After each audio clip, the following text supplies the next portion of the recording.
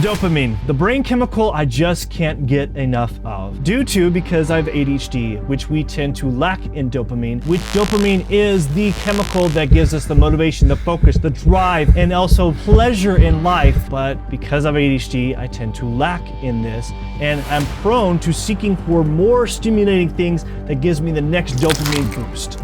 So then why would I do something like a dopamine detox? Well, to be really accurate, I would call this more of a dopamine reset, because something like dopamine, where I need it more and more, and I'm finding that I've found over time that I go seek for the most next pleasurable thing. And whether that is binging on Netflix, being on social media, playing video games, I'm looking for the next kick and high. And then what I found is that some of those things aren't as pleasurable anymore, such as like playing video games, which I know this is starting to become unhealthy because I'm feeling a little bit more depressed and not excited about certain things that I used to really enjoy, or even going outside and going and enjoying and being in social interactions with people. I'm like, I don't want to do that anymore, and I know that's not me. And so I knew there had to be something done, and doing something like a dopamine detox or dopamine reset, it's not necessarily a way to get rid of your dopamine, but it is to reset of how you're getting your dopamine and how you're getting those sources of dopamine in a more healthier and balanced way, naturally.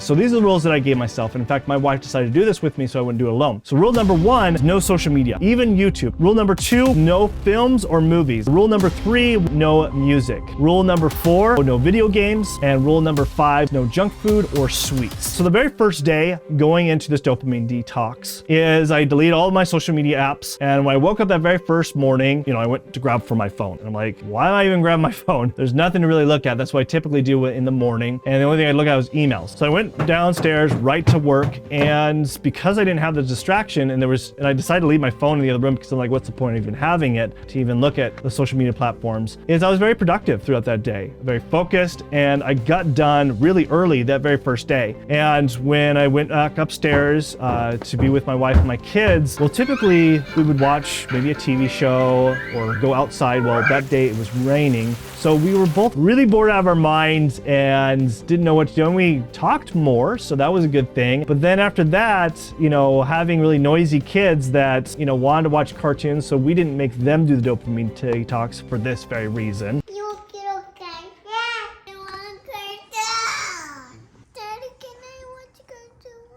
Fine, you can go have cartoons. So yeah, you can imagine, there's no way I could have, my kids not do the dopamine detox. So what I decided to do is order some books for me to read. And I encouraged my wife, maybe we should start reading again. And I think that would be really good. So the next day, same thing happened. Wasn't distracted. I actually finished work early, but then I started reading. And I almost finished a book, which I can't remember the last time I was able to finish a book from beginning to end. And the other thing on top of that is when I would go exercise, music was a problem because I was so used to having music to motivate me to go running and stuff like that. Because I wasn't doing music, what it helped me be is more aware of my surroundings. Hear the birds chirping, listening to the wind blowing, and also maybe not get hit by a car.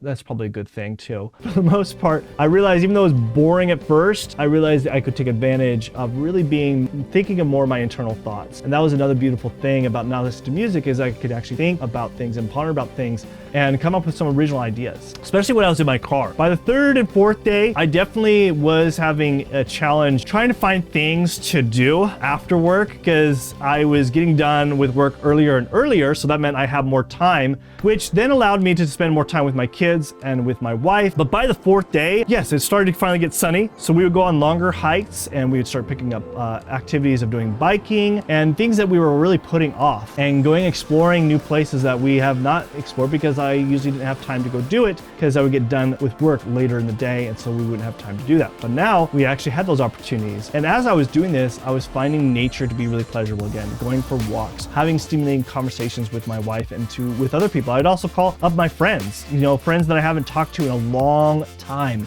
and have these impactful conversations with people that I reconnected with, which I don't know if I would have ever done, because honestly, things like this, social media and binge watching on Netflix and video games, sure, that gives us a kick, but we miss out on a lot. lot. And I didn't realize this until I started doing this. And what I came to more realization too is because I was getting rid of also junk food and the sweets, my brain, I felt like I was more focused and had a more clear mind. I didn't have any headaches. Usually, with sugar and sweets, that can cause me to have more headaches. So a combination of all these things really did see a big impact in my life because I was finding other ways to get that dopamine kick because I was resetting my dopamine. Now I will say by day 7, my wife and I were really excited that it was the last day because we were missing out on some of our TV shows that we've been putting off and maybe some new movies that were coming out. But what I definitely learned for sure is I didn't re-download the social media apps because I realized my screen time, I was like, it's embarrassing to say this, but I was spending about 8 hours a day on my screen.